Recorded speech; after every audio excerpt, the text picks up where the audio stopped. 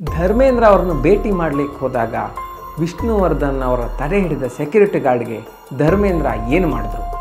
ಧರ್ಮೇಂದ್ರ ಅವರ ಹೆಂಡತಿ ಹೇಮಾ ಮಾಲಿನಿ ಅವರ ಜೊತೆ ಶೂಟಿಂಗ್ ಮಾಡಬೇಕಿದ್ರೆ ವಿಷ್ಣು ಅವರು ಈ ಥರ ಇದ್ದರೆ ನಾನು ಶೂಟಿಂಗ್ ಮಾಡಲ್ಲ ಅಂತ ಯಾಕೆ ಹೇಳಿದರು? ವಿಷ್ಣುವರ್ಧನ್ ಅವರಿಗೆ ಕರ್ನಾಟಕದಲ್ಲಿ ತೊಂದರೆಗಳಾದಾಗ ಧರ್ಮೇಂದ್ರ ಅವರು ಯಾವ ರೀತಿ ಧೈರ್ಯ ಹೇಳಿದರು?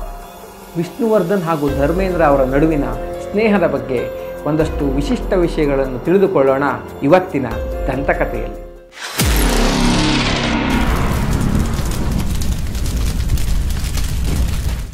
ಒಮ್ಮೆ ಧರ್ಮೇಂದ್ರ ಅವ್ರನ್ನ ಭೇಟಿ ಮಾಡಬೇಕು ಅಂತ ವಿಷ್ಣುವರ್ಧನ್ ಅವರು ಬಾಂಬೆಲಿರೋ ಅವ್ರ ಸ್ಟುಡಿಯೋಕ್ಕೆ ಹೋಗಿರ್ತಾರೆ. ಆಗ ಅಲ್ಲಿನ ಸೆಕ್ಯೂರಿಟಿ ಗಾರ್ಡು, ನೀವು ಯಾರು, ಸಾಹೇಬ್ರ ಹತ್ರ ಅಪಾಯಿಂಟ್ಮೆಂಟ್ ತೊಗೊಂಡಿದ್ದೀರಾ, ಶೂ ಬಿಚ್ಚಿ ಬನ್ನಿ, ಹಾಗೆ ಹೀಗೆ ಅಂತೆಲ್ಲ ಕಿರಿಕ್ ಮಾಡ್ತಾ ಇರ್ತಾನೆ. ಒಳಗಡೆ ಇದ್ದ ಧರ್ಮೇಂದ್ರ ಅವರು ಇದನ್ನೆಲ್ಲ ಕೇಳಿಸ್ಕೊಂಡು ಸಿಟ್ಟಿನಿಂದ ಹೊರಗಡೆ ಬಂದು ಸೆಕ್ಯೂರಿಟಿ ಗಾರ್ಡ್ಗೆ ಕೆನ್ನೆಗೊಂದು ಏಟು ಕೊಟ್ಟು, ಯಾರು ಅಂತ ತಿಳ್ಕೊಂಡಿದೀಯಾ, ಇವರು ನನ್ನ ತಮ್ಮ ಅಂತ ಹೇಳ್ತಾರೆ. ಎ ಬಿ ಸಾಫೆ ಇಸ್ಕೆ ಜೂತೆ ಬಿ ಸಾಫೆ ಅಂತ ಹೇಳ್ತಾರೆ. ಎ ಬಿ ಸಾಫೆ ಇಸ್ಕೆ ಜೂತೆ ಬಿ ಸಾಫೆ ಅಂತ ಹೇಳ್ಬಿಟ್ಟು ಶೂ ಹಾಕ್ಕೊಂಡು ಬಂದರೆ ಏನು ತೊಂದರೆ ಇಲ್ಲ ಅಂತ ಹೇಳ್ತಾರೆ. ಅಂದರೆ ಒಂದು ಸಹೋದರ ರೀತಿ ಇವ್ರ ಬಾಂಧವ್ಯ ಇತ್ತು ಅಂತ. ಒಮ್ಮೆ ಹೀಗೆ ವಿಮಾನದಲ್ಲಿ ಪ್ರಯಾಣ ಮಾಡಬೇಕಿದ್ರೆ ಧರ್ಮೇಂದ್ರ ಮತ್ತು ಅವ್ರ ಮಕ್ಕಳಾದ ಸನ್ನಿ ಡಿಯೋಲ್, ಬಾಬಿ ಡಿಯೋಲ್ ಇವರೆಲ್ಲ ವಿಷ್ಣುವರ್ಧನ್ ಅವರಿಗೆ ಸಿಗ್ತಾರೆ. ಆವಾಗಷ್ಟೇ ಸನ್ನಿ ಡಿಯೋಲ್ ಅವರ ಫಸ್ಟ್ ಫಿಲ್ಮ್ ಬೇತಾಬ್ ರಿಲೀಸ್ ಆಗಿರುತ್ತೆ. ವಿಷ್ಣುವರ್ಧನ್ ಅವ್ರನ್ನ ಧರ್ಮೇಂದ್ರ ಅವರು ಅವ್ರ ಮಕ್ಕಳಿಗೆ ಪರಿಚಯ ಮಾಡಿಕೊಡ್ತಾರೆ. ಆವಾಗ ಸನ್ನಿ ಡಿಯೋಲ್ ಅವರು ಹಲೋ ಅಂಕಲ್ ಅಂತ ಹೇಳ್ತಾರೆ. ಆವಾಗ ಸಿಟ್ಟಾದ ಧರ್ಮೇಂದ್ರ ಅವರು ಸನ್ನಿ ಡಿಯೋಲ್ಗೆ ಬರೀ ಹಲೋ ಹೇಳೋದಲ್ಲ, ಅಂಕಲ್ ಅವರ ಪಾದಕ್ಕೆ ಬಿದ್ದು ಆಶೀರ್ವಾದ ತಗೋವಂತ ಗದರ್ತಾರೆ. ಇನ್ನೊಮ್ಮೆ ವಿಷ್ಣುವರ್ಧನ್ ಅವರ ಬಂಧನ ಸಿನಿಮಾದಲ್ಲಿ ಬಣ್ಣ ಸಾಂಗ್ ಇದೆಯಲ್ಲ, ಅದನ್ನು ಧರ್ಮೇಂದ್ರ ಅವರಿಗೆ ವಿಷ್ಣುವರ್ಧನ್ ಅವರು ತೋರಿಸ್ತಾರೆ. ಆವಾಗ ಧರ್ಮೇಂದ್ರ ಅವರು ಖುಷಿಯಿಂದ, ಪರವಾಗಿಲ್ಲ, ನೀನು ಸಾಧಾರಣ ಮನುಷ್ಯ ಅಲ್ಲ, ನನ್ನನ್ನೇ ಅನುಕರಣೆ ಮಾಡಿಬಿಟ್ಟಿದ್ದೀಯಾ ಅಂತ ಬೆನ್ನಿಗೆ ಗುದ್ದಿ ಗುದ್ದಿ ಹೇಳ್ತಾರೆ. ಆ ಹಾಡಿನಲ್ಲಿ ವಿಷ್ಣುವರ್ಧನ್ ಅವರು ಧರ್ಮೇಂದ್ರ ಅವರ ನಡೆಯೋ ಶೈಲಿನ ಕಾಪಿ ಮಾಡಿರ್ತಾರೆ. ಅದಕ್ಕೆ ಧರ್ಮೇಂದ್ರ ಅವರಿಗೆ ತುಂಬ ಖುಷಿಯಾಗಿರುತ್ತೆ.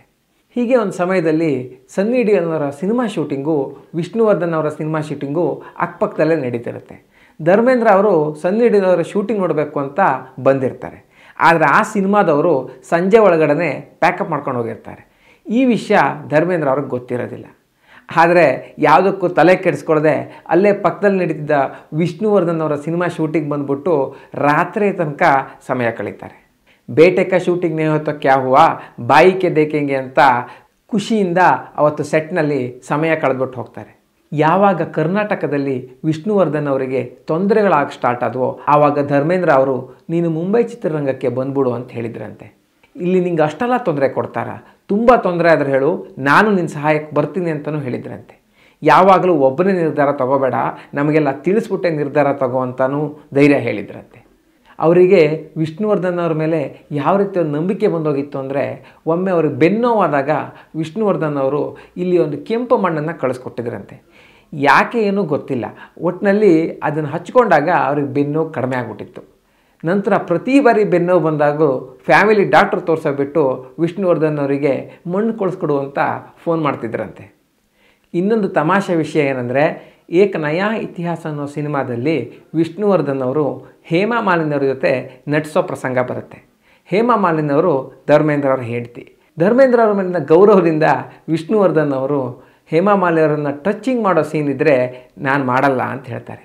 ಇದಕ್ಕೆ ಧರ್ಮೇಂದ್ರ ಮತ್ತು ಹೇಮಾ ಮಾಲಿನಿ ಅವರು ಜೋರಾಗಿ ನಕ್ಕಿರ್ತಾರೆ. ಆದರೂ ವಿಷ್ಣುವರ್ಧನ್ ಅವರ ಕೋರಿಕೆಯಂತೆ ನಿರ್ದೇಶಕರು ಇವರಿಬ್ಬರು ಪರಸ್ಪರ ಒಪ್ಕೊಳ್ಳುವಂಥ ಸೀನು ಅಥವಾ ಬೇರೆ ರೀತಿ ಟಚಿಂಗ್ ಸೀನ್ ಇಲ್ಲದೇ ಸಿನಿಮಾ ಶೂಟಿಂಗ್ ಮುಗಿಸ್ತಾರೆ. ಕ್ಯಾರೆಕ್ಟರ್ ಪ್ರಕಾರವೂ ವಿಷ್ಣುವರ್ಧನ್ ಅವರು ನಕ್ಸಲೈಟ್ ಆಗಿರ್ತಾರೆ, ಹೇಮಾ ಮಾಲಿನಿ ಅವರು ಸೋಷಿಯಲೈಟ್ ಆಗಿರ್ತಾರೆ. ಅವರಿಬ್ಬರು ಪರಸ್ಪರ ಒಂದು ರೊಮ್ಯಾನ್ಸ್ ಮಾಡುವಂಥ ಸೀನು ಪ್ರಸಂಗ ಬಂದಿರಲ್ಲ. ಒಟ್ಟಿನಲ್ಲಿ ಈ ರೀತಿ ಸಿನಿಮಾ ಶೂಟಿಂಗ್ನಲ್ಲೂ ಕೂಡ ಧರ್ಮೇಂದ್ರ ಅವರಿಗೆ ಒಂದು ಗೌರವ ತೋರಿಸಿ ವಿಷ್ಣುವರ್ಧನ್ ಅವರು ಹೇಮಾ ಮಾಲಿನಿಯಿಂದ ಒಂದು ಅಂತರ ಕಾಪಾಡಿಕೊಂಡಿದ್ರು ಅನ್ನೋದು ಒಂದು ವಿಶೇಷ ವಿಷಯ. ಇನ್ನೊಮ್ಮೆ ವಿಷ್ಣುವರ್ಧನ್ ಅವರ ಮದುವೆಯ ಆ್ಯನಿವರ್ಸರಿ ಪಾರ್ಟಿ ಇರುತ್ತೆ. ಇದಕ್ಕೆ ಶೂಟಿಂಗ್ ಮುಗಿಸ್ಕೊಂಡು ವಿಷ್ಣುವರ್ಧನ್ ಅವರು, ಅವರ ಪತ್ನಿ ಭಾರತಿ ಅವರು ಹಾಗೂ ಆತ್ಮೀಯ ಸ್ನೇಹಿತ ಅಂಬರೀಷ್ ಅವರು ಹೋಟೆಲಿಗೆ ಬರ್ತಾರೆ. ಅದರ ಪಕ್ಕದಲ್ಲೇ ಧರ್ಮೇಂದ್ರ ಅವರ ಸಿನಿಮಾದ ಶೂಟಿಂಗ್ ನಡೀತಿರುತ್ತೆ. ವಿಷ್ಣುವರ್ಧನ್ ಅವರು ಧರ್ಮೇಂದ್ರ ಅವರಿಗೆ, ಈ ರೀತಿ ನಂದು ಆ್ಯನಿವರ್ಸರಿ ಇದೆ, ಒಂದು ಪಾರ್ಟಿ ಇಟ್ಕೊಂಡಿದ್ದೀನಿ, ಸಮಯ ಇದ್ದರೆ ಬನ್ನಿ ಅಂತ ಒಂದು ಚೀಟಿ ಕಳಿಸ್ತಾರೆ. ಪಾರ್ಟಿ 8:30 ಶುರುವಾಗಿ 10:30 ಆದರೂ ಧರ್ಮೇಂದ್ರ ಅವರು ಪತ್ತೆನೇ ಇಲ್ಲ. ಅಂಬರೀಷ್ ಅವರು ಅವನು ಬರಲ್ಲಯ್ಯ ಅಂತ ಚುಡಾಯಿಸೋಕ್ಕೆ ಸ್ಟಾರ್ಟ್ ಮಾಡ್ತಾರೆ. ಇನ್ನೇನು 12:30 ಆಯಿತು, ಮನೆಗೆ ಹೋಗೋಣ ಪಾರ್ಟಿ ಮುಗಿಸ್ಕೊಂಡು ಅಂತ ಹೊರಡಬೇಕಿದ್ರೆ ಒಬ್ಬ ಕಪ್ಪು ಟೀ ಶರ್ಟ್ ಹಾಕ್ಕೊಂಡು ಜೀನ್ಸ್ ಹಾಕ್ಕೊಂಡು ಕಾರ್ನಿಂದ ಇಳಿದು ಬರೋಕ್ಕೆ ಕಾಣುತ್ತೆ.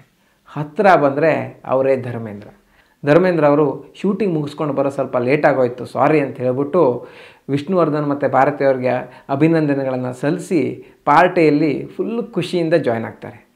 ಅಷ್ಟೊತ್ತು ಧರ್ಮೇಂದ್ರ ಅವ್ರ ಬಗ್ಗೆ ಚುಡಾಯಿಸಿದ್ದ ಅಂಬರೀಷ್ ಅವರು ಕೂಡ ಧರ್ಮೇಂದ್ರ ಅವರಿಂದ ಫುಲ್ ಇಂಪ್ರೆಸ್ ಆಗಿಬಿಡ್ತಾರೆ. ನಂತರ ಅವರು ಧರ್ಮೇಂದ್ರ ಹಾಗೆ ಹೀಗೆ ಅಂತೆಲ್ಲ ಹೇಳ್ಕೊಂಡು ಮಾತಾಡ್ತಿದ್ರಂತೆ.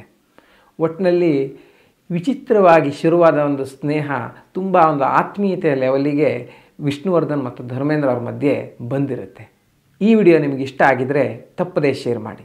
ಮುಂದಿನ ದಂತಕಥೆಯಲ್ಲಿ ಇನ್ನಷ್ಟು ಹೊಸ ವಿಷಯಗಳೊಂದಿಗೆ ಮತ್ತೆ ಸಿಗೋಣ. ಅಲ್ಲಿವರೆಗೂ ನಮಸ್ಕಾರ.